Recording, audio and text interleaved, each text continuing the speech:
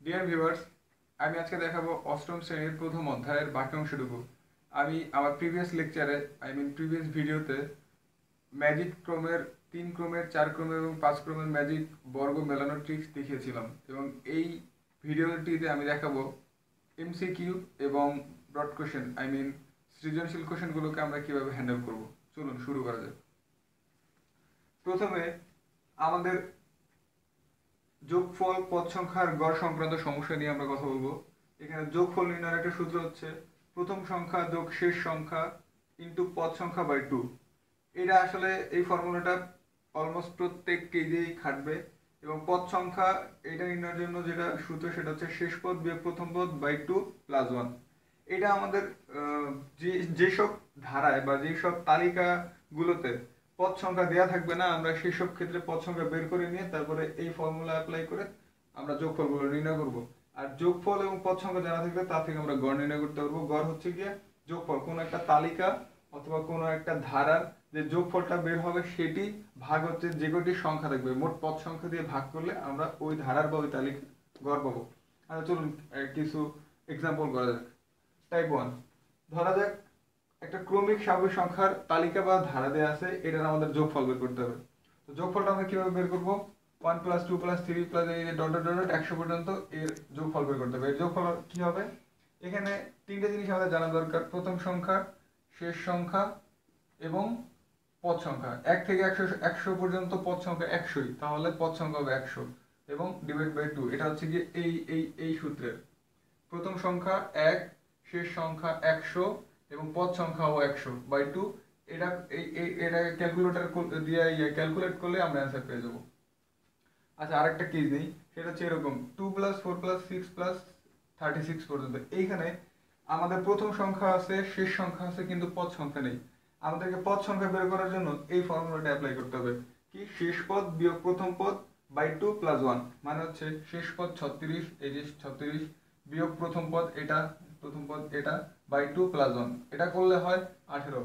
36 থেকে 2 গেলে 34, ভাগ করে যোগ করলে 18 হয়ে যাবে। তো দেন আমরা এই আগের সূত্রটা অ্যাপ্লাই করবো যোগফলের। কি হবে তখন? তখন হচ্ছে যে প্রথম পদ, এই যে প্রথম পদ প্লাস শেষ পদ, এই যে শেষ পদ 36 গুণ পদ সংখ্যা 18, যেটা এই যে এখান থেকে বের হলো বাই 2। এটা করলে অ্যান্সার চলে আসবে। আপনারা একটু ক্যালকুলেট করে নিন। আচ্ছা, এভাবে হচ্ছে যে আমরা এই দুটো সূত্রকে অ্যাপ্লাই করব। আরেকটা সিনারিও আছে, সেটা হচ্ছে এরকম। যদি এরকম থাকে 1 প্লাস 3 প্লাস 5 প্লাস 99 পর্যন্ত থাকে, ঠিক এই ফর্মুলা দিয়ে করলেই হয়ে যাবে। যদি এটাকে একটু ঘুরে লেখা যেতে পারে 1 প্লাস 3 প্লাস 5 বলে 50তম পদের সমষ্টি কত, এখানে কিন্তু পদ সংখ্যা দেয়া আছে, কিন্তু আমাদের দেয়া নেই, শেষতম পদটি দেয়া নেই। এখানে আমাদের শেষতম পদটি বের করতে হবে। আমরা এই শেষতম পদ বের করার জন্য একটু করতে হবে, মানে বীজগণিতে একটা রাশির সাহায্য নিতে হবে। সেটা কেমন? আমরা বীজগণিত এটা একটা বিজোড় স্বাভাবিক সংখ্যার সেট বা ধারা বা তালিকা। তো আমরা জানি বিজোড় স্বাভাবিক সংখ্যার যে মেশিন উৎপন্ন করার মেশিন, সেটা হচ্ছে এরকম 2x plus 1 or 2x minus 1। দুটা দিয়েই আমরা বিজোড় সংখ্যা মানে উৎপন্ন করতে পারি। আমরা আসলে এই কেজের ক্ষেত্রে কোনটা নিব? এই কেজের ক্ষেত্রে আমরা নিব নিশ্চয়ই এটি, কারণ 2 এর সাথে যদি আমরা 1 নেই, বিয়োগ 1 দিই, তাহলে কি হয়? 2 বিয়োগ 1 সমান সমান 1। আর এইটা যদি নিতাম তাহলে কি হতো? 2 ইন্টু 1 প্লাস 1 মানে কি? 2 প্লাস 1 সমান সমান 3। এখানে আমাদের প্রথম পদ হয় 3, কিন্তু এটার ক্ষেত্রে আমাদের প্রথম পদ হয় 1। আমাদের এখানে প্রথম পদ আছে 1, সো আমাদেরকে এটা নিতে হবে। তো আচ্ছা, আমরা এটা নিয়ে কাজ করব। আমাদের বিজোড় স্বাভাবিক সংখ্যার বেশিন হবে এটি, এবং এখান থেকে আমরা এই যে 50তম পদ, এই 50তম পদই তো আমাদের লাস্ট পদ। এখান থেকে আমাদের লাস্ট পদ নির্ণয় করতে হবে। তো এখানে লাস্ট পদ হবে 2 ইন্টু 50 মাইনাস 1, মানে হচ্ছে 100 বিয়োগ 1 সমান সমান 99। মানে হচ্ছে এই ধারার 50তম পদ হচ্ছে 99। তাহলে আমরা কিন্তু এখানে আমাদের ফর্মুলা সবগুলো পেয়ে গেলাম। যদি এখন আমরা যে এই ফর্মুলাটা ইউজ করি যোগফল বের করার জন্য, প্রথম সংখ্যা মানে হচ্ছে 1 যোগ হচ্ছে শেষ সংখ্যা মানে হচ্ছে শেষ সংখ্যা যেটা আমরা বের করলাম 99 বাই 2 ইন্টু হচ্ছে পদ সংখ্যা, ইন্টু হচ্ছে পদ সংখ্যা। পদ সংখ্যা কত এখানে? 50। তো 50 দিলে কত? 50 কাটা দিলে হয় 25। এখান থেকে ছিল 100 ইন্টু 25, গুণ করলেই অ্যান্সার চলে আসবে।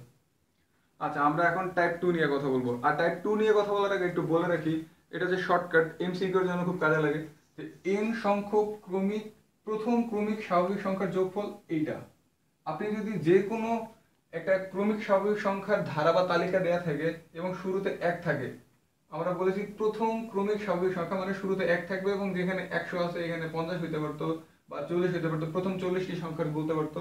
তো সেই ক্ষেত্রে আপনি এই সূত্রটা দিলে হয়ে যাবে। এখানে n হবে শেষতম পদ বা পদ সংখ্যা, যে n² + n/2, এই nটা হবে শেষতম পদ বা পদ সংখ্যা, কারণ আমরা জানি ক্রমিক স্বাভাবিক সংখ্যার শেষতম পদই পদ সংখ্যা। দ্যাটস ইট এটা। আর এইটার ক্ষেত্রে যে n সংখ্যক প্রথম জোড় স্বাভাবিক সংখ্যার যোগফল হবে এই যে এটা n × n+1। আপনি দেখেন এখানে আপনি n × n+1 দিলেই হয়ে যাবে। এখানে nটা হচ্ছে পদ সংখ্যা, আপনি প্রথমে পদ সংখ্যা বের করবেন। পদ সংখ্যা বের করার পর দেখেন, যেমন এটার পদ সংখ্যা বেরিয়েছিল 18, তাহলে 18 ইন্টু 18 + 1, তাহলে এখানে কত আসে 18 × 19। এটা আসলে অ্যান্সার চলে আসবে। কিভাবে আসবে দেখেন, এখান থেকে আমরা আপনাদেরকে দেখাই দিই। যদি 2 + 36 হয়, 2 + 36/2, এটা আসলে কত? এটা আসলে কত? 36 আর 2 38/2 মানে হচ্ছে 19 ইন্টু 18 দেখেন তো এইটার এটা সেম কিনা? নিশ্চয়ই সেম। 19 × 18 19 × 18, তার মানে কি এটা যে অ্যান্সার দিবে এটাও সেই অ্যান্সার দিবে। মানে হচ্ছে আমাদের এই ফর্মুলাটা কারেক্ট। মানে আপনি এমসিকিউতে সময় বাঁচানোর ক্ষেত্রে এইটা অ্যাপ্লাই করবেন, এই দুইটা ফর্মুলা না ইউজ করে এটা অ্যাপ্লাই করবেন যদি 2 থেকে শুরু হয়, কারণ আমরা বলছি প্রথম জোড় স্বাভাবিক সংখ্যার যোগফল। আরেকটা হচ্ছে 3 নাম্বার, যেটা হচ্ছে এরকম যে যদি বিজোড় n সংখ্যক বিজোড় স্বাভাবিক সংখ্যার যোগফল n², এখানে n সংখ্যক যদি হয় এবং 1 থেকে শুরু হয় সেক্ষেত্রে এই বিজোড় স্বাভাবিক সংখ্যার যোগফলটা n²।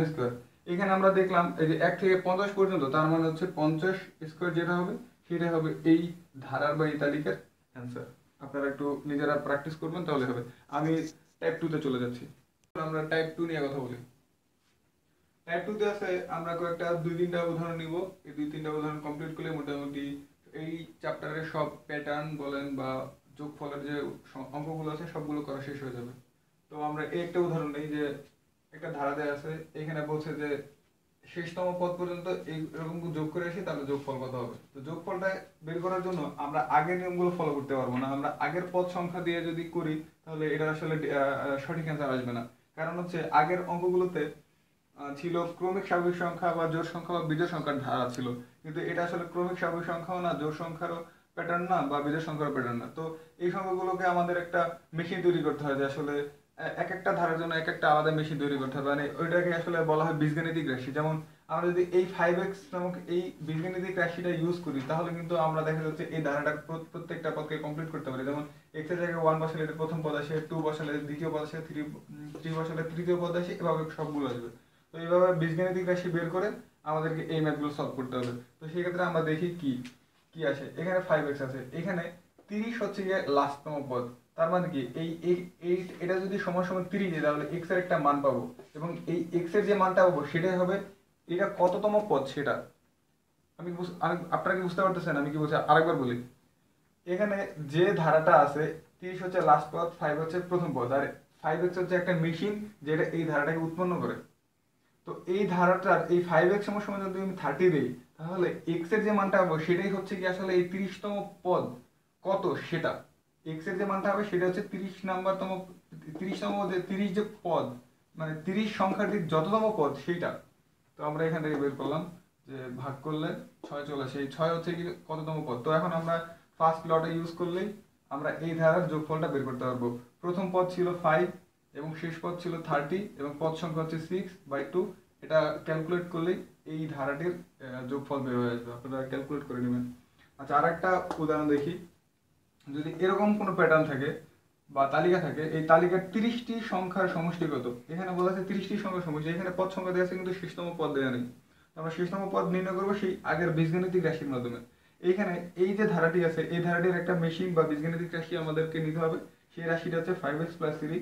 এটা কি, এটা দেখি যে এটা আসলে এটার সাথে যায় কিনা। যদি আমরা এখানে 1 বসাই তাহলে 5 × 5 + 3 মানে 8। যদি 2 বসাই 5 × 2 = 10 + 3 মানে 13। যদি 3 বসাই 3 × 5 = 15 + 3 18। মানে এই ধারাটাকে আসলে এই মেশিন দ্বারা ডিফাইন করা যাচ্ছে। সো এইখান থেকে আমরা তম পদ, 30টি সংখ্যা সমষ্টি, তো তাহলে 30তম পদ আমাদের লাস্ট পদ লাগবে। তো আমরা এখানে 30 যদি x এর জায়গায় বসিয়ে দিই তাহলে আমরা 30তম পদ কত সেটা পেয়ে যাবো, মানে 153 হচ্ছে 30তম পদ। তো আমাদের এখানে প্রথম পদ, শেষতম পদ এবং হচ্ছে গিয়ে পদ সংখ্যা আছে। সো এই তিনটা জিনিস থাকলে আমরা আসলে যোগফলটা বের করতে পারি। কিভাবে বের করবো? এখানে হচ্ছে প্রথমতম পদ যোগ শেষতম পদ গুণন হচ্ছে পদ সংখ্যা ডিভাইডেড বাই 2। এটাকে ক্যালকুলেট করলে আসলে এটার যোগফল বের হয়ে আসবে। আচ্ছা, আমরা আরেকটা কেস নিই। যদি আমরা একটা বিজোড় স্বাভাবিক সংখ্যার ক্রম নেই, সেখানে যদি বলি যে 50তম সংখ্যা কত, এইখানে আমরা আসলে এই সিনারিওটা ব্যবহার করব নাকি 2x প্লাস 1 সিনারিওটা ব্যবহার করব, এটা আমি আগেও বলছি। তো এই জিনিসটা আরেকবার একটু দেখাই দিই যে যদি 1, এই 1 আনার জন্য আমাকে মানে প্রথম পদ যেটা দিলে হয়, এটা দিলে হয় না এটা দিলে হয়, এটা আমাদের জাস্টিফাই করতে হবে এবং জাস্টিফাই করে যেটার জন্য 1 আসবে আমরা সেই লটা ইউজ করব। এখানে আমাদের এইটার জন্য 1 আসে তাহলে এটা ইউজ করব, এবং এই ধারার ক্ষেত্রে যেমন 3 থেকে যদি শুরু হইতো তাহলে আমাদের এইটা দরকার পড়তো, মানে এই যে এটা দরকার পড়তো। দুইটাই কিন্তু বিজোড় সংখ্যা তৈরির মেশিন বলেন বা বিজোড় সংখ্যার তালিকা, বিজোড় বা তালিকার যে ইয়াটা মেশিন বা বীজগাণিতিক রাশি, সেটা কিন্তু এটা। তো এটার ক্ষেত্রে আমাদেরকে 2x প্লাস 1 ব্যবহার করতে হবে, এবং সেই ক্ষেত্রে এটার জন্য হবে 101, এটার জন্য হবে 99তম পদ। আপনারা এটা ক্যালকুলেট করে নেবেন। আর হচ্ছে আরেকটা উদাহরণ দেখি যে যদি এরকম হয় যে 1 প্লাস 2 প্লাস 4 প্লাস 8 প্লাস 20 এর যোগফল কত, মানে 20তম পদের যোগফল কত। আচ্ছা, এটার জন্য আমাদেরকে কি করতে হবে? এটা না কোনো ক্রমিক স্বাভাবিক সংখ্যা, না জোড় সংখ্যা, না বেজোড় সংখ্যার ক্রম, এটা জাস্ট এমনি একটা ক্রম। এটাকে আমাদের বীজগাণিতিক রাশির মাধ্যমে প্রথমে মেশিনের আকার আনতে হবে, তারপরে ওখান থেকে ক্যালকুলেট করতে হবে। তো এটার ক্যালকুলেট হচ্ছে, দেখেন, যদি 2 এর উপর 0 বসাই তাহলে কত হয়? 1 হয়। আবার 2 এর উপর 1 বসাইলে 2 হয়, 2 এর উপর 2 বসাইলে 4 হয়, মানে কি 2 টু দি পাওয়ার x হচ্ছে এটার মেশিন। এটা একটা ইউনিক কেস, এই কেসটা মাঝে মাঝেই আসে। আর অনেক স্টুডেন্টরা আসলে এই তালিকার যে মেশিনটা এটা তৈরি করতে পারে না বা বীজগাণিতিক রাশিটা তৈরি করতে পারে না, তাই একটু দেখাচ্ছি। তো এটা হচ্ছে গিয়ে এখন বলছে 20তম পদের যোগফল কত। তো আপনি যদি জানতে পারেন, প্রথমত বীজগাণিতিক রাশিটা জানতে পারেন, তাহলে এখান থেকে আপনি 20তম পদ মানে কি মানে লাস্ট পদ যেটা, মানে লাস্ট পদ সেটা বের করতে পারবেন। সেটা হবে কি 2 টু দি পাওয়ার 20। এখান থেকে আপনি লাস্ট পদ বের করতে পারলেন, এবং লাস্ট পদ যদি বের করতে পারেন তারপর ওই আগের সূত্র, প্রথম পদ 1 প্লাস লাস্ট পদ মানে লাস্ট 2 টু দি পাওয়ার 20, এরপর হচ্ছে কি ডিভাইডেড বাই 2 ইন্টু পদ সংখ্যা তো 20তম পদ মানে 20। এখানে আপনি ক্যালকুলেট করতে পারবেন। আচ্ছা, আরেকটা নেই উদাহরণ, সেটা হচ্ছে এরকম 0, 3, 8, 15, 24। এই যে তালিকা দিয়েছে, এই তালিকাটার বীজগাণিতিক রাশি কি হবে? আমরা এখন বুঝতে পারলাম বীজগাণিতিক রাশি নির্ণয় করতে পারলেই মোটামুটি যোগফল বের করা সহজ। তো এটার জন্য আপনার করতে হবে কি x square minus 1। X square minus 1 মানে কিভাবে হয় দেখেন, এক্স এর মান যদি 1 হয় তাহলে 1 স্কোয়ার মাইনাস 1 মানে 0। এক্স স্কোয়ারের মান যদি 2 হয়, 2 স্কোয়ার মানে 4 বিয়োগ 1 মানে 3। যদি 3 হয়, 3 স্কোয়ার মাইনাস 1 মানে 9 মাইনাস 1 8। এভাবে আর কি বীজগাণিতিক রাশিটা মানে মেশিনটা তৈরি করতে হবে। তো এই মেশিন তৈরি করার আসলে কোনো শর্টকাট মেথড নেই, এটা আপনাকে প্র্যাকটিসের মাধ্যমে মানে নিজেকে দক্ষ করতে হবে। সো আপনি এই বিভিন্ন ধরনের ধারা দেখলেই এগুলো নিয়ে প্র্যাকটিস করবেন। আমি কয়েকটা উদাহরণ দিলাম, এগুলো খুবই ইম্পর্টেন্ট, পরীক্ষা আসে এমসিকিউতে। তো এগুলোর উপর একটু ধ্যান দিবেন। আচ্ছা, আরেকটা আছে, যেমন এই ধরনের যদি কোনো একটা কেস থাকে যে 10, 17, 36, 73 এর এই একটা ধারা দেয়া আছে, ধরেন এইটা কিছু নাই, এই ধারার পরবর্তী সংখ্যাটি কত। এটার জন্য আমরা একটা বীজগাণিতিক রাশি আসলে তৈরি করতে পারতেছি না। তো তৈরি যখন করতে পারতেছি না, তো তখন আমরা কি করব? প্রথমে এর বিয়োগফল নিব, প্রথম দুইটার বিয়োগফল নিব, তারপর দুইটার বিয়োগফল নেব, তারপর দুইটার বিয়োগফল নেব, এবং তারপরে আর তো নাই সংখ্যা, এখন আমরা বিয়োগফল নিতে পারতেছি না। দেখতেছি এইটাও কোনো প্যাটার্নে যায় না, নর্মালি এটাও কোনো প্যাটার্নে যাচ্ছে না। তাহলে কি করা যায়? আচ্ছা, এইগুলোর মধ্যে বিয়োগফল দেখি, যে 12 হয়, এটার জন্য 18 হয়। আচ্ছা, এইটা দেখার আগে আমি এইটা দিয়ে একটু আপনাকে ব্রিফ করে দিই, তাহলে আপনাদের জন্য সুবিধা হবে।